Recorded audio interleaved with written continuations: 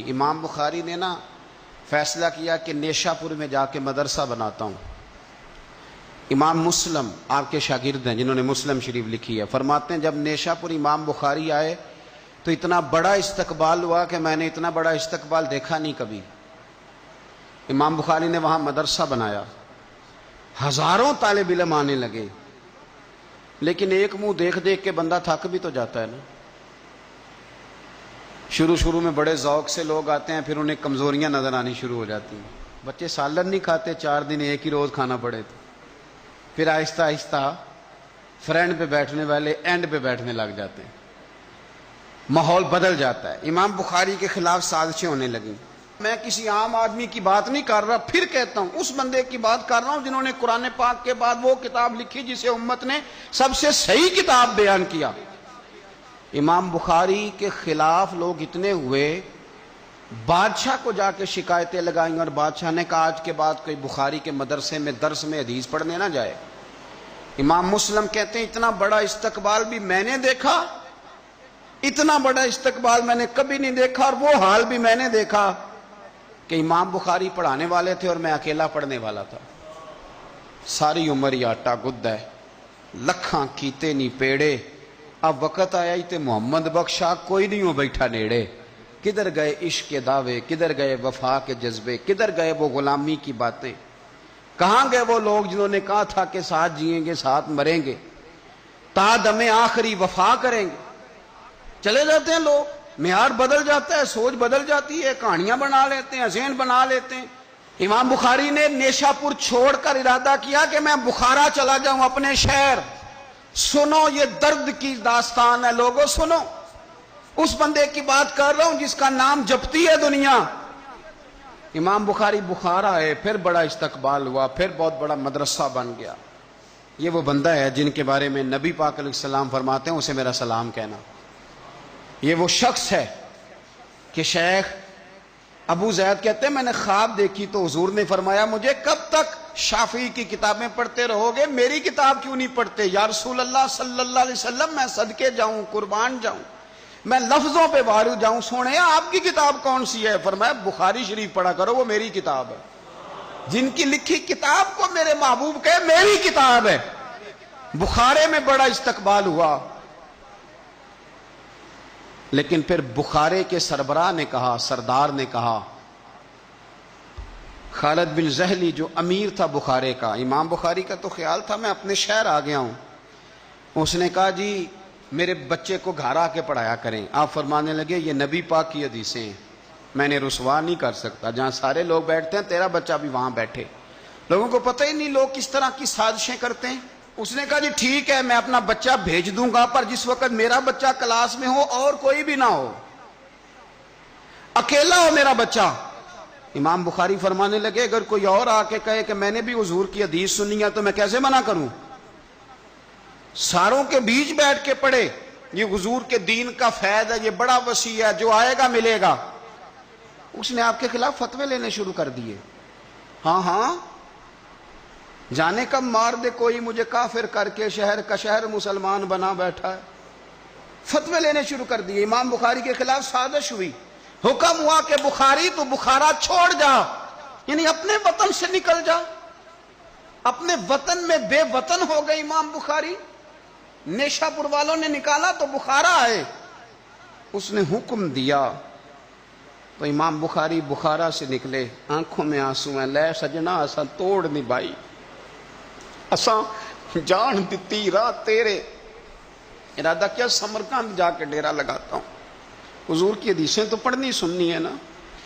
یارو بڑی تکلیف میں آ جاتے ہیں کئی دفعہ دیندار لوگ، بڑی اپنے بھی کئی دفعہ اپنے بھی شکایت کر دیتے ہیں، اپنے بھی پیچھے پیچھے ہونے لگتے ہیں۔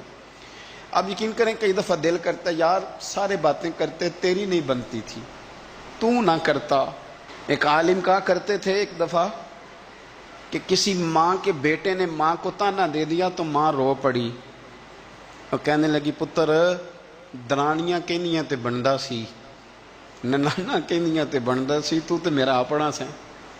اور یہ اپنے کئی دفعہ اس طرح کی بات کرتے ہیں کہ وہ کانوں سے ٹکرا کے نہیں گزرتی، وہ تیزاب کی طرح رک جاتی ہے، چھلنی ہو جاتا ہے وجود کے۔ یہ اس نے کہا ہے، اس نے میرے اپنے نے امام بخاری بخارا سے روتے ہوئے نکلے، سمرقند جاتا ہوں، پتہ چلا کہ سمرقند جانے سے پہلے کچھ لوگ کہہ رہے ہیں جی دیکھو ان کے اپنوں نے نہیں رکھا، پتہ نہیں کیا حال ہے۔ امام بخاری رستے میں ایک چھوٹی سی بستی تھی خرتنگ، وہاں رک گئے۔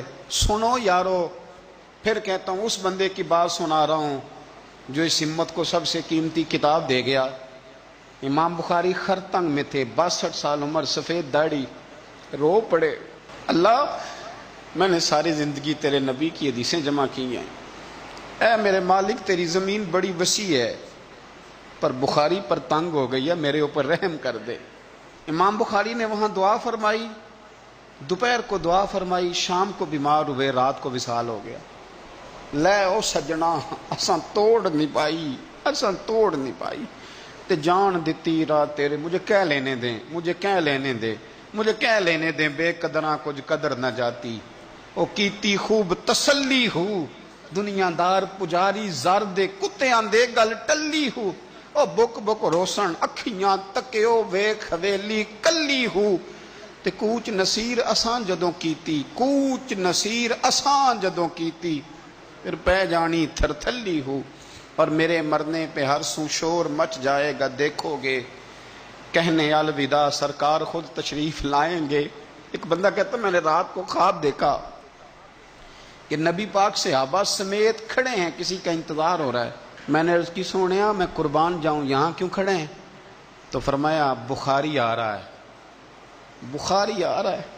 دنیا والے بھول جائیں پر جن کی بندہ نوکری کرے وہ کیسے بھول جائیں؟ اور ویسے بھی اگر مالک کو پتہ ہو نا میرا خادم ٹھیک ہے، مالک اور غلام کا تعلق مضبوط ہو تو دنیا جو مرضی کہتی پھرے۔ میرا آپ سے مشورہ ہے کبھی بھی دین کے لیے کچھ کرو تو بندوں سے نام نیکی کی امید نہ رکھنا، اگر آپ کو اجر لینا ہے تو رب رسول اجر عطا کریں گے۔ وہ شخص کہتا ہے میں نے اٹھ کے دیکھا، میں نے اٹھ کے صبح پتہ کیا تو وہ وہی وقت تھا جب مجھے حضور کی زیارت ہوئی جس وقت امام بخاری کا انتقال ہو گیا۔ لوگوں نے آپ کو دفن کیا تو قبر کی مٹی سے خوشبو آنے لگی، لوگ تبرکن مٹی لے جانے لگے۔ سمرقند کے لوگ بارش نہیں ہوتی تھی، قحط پڑ گیا، سارے کٹھے ہو کے امام بخاری کی قبر پہ گئے تو اللہ نے بارش عطا فرما دی۔ اتنا بڑا آدمی لیکن بے قدراں کچھ قدر نہ جاتی۔ دو باتیں آپ نے اس گفتگو سے یاد رکھنی ہیں، ایک تو بندوں سے اجر کی امید نہ رکھیں، یہ چھوڑ دیں کہ بندے واہ واہ کریں گے تو میں نے کام کرنا ہے۔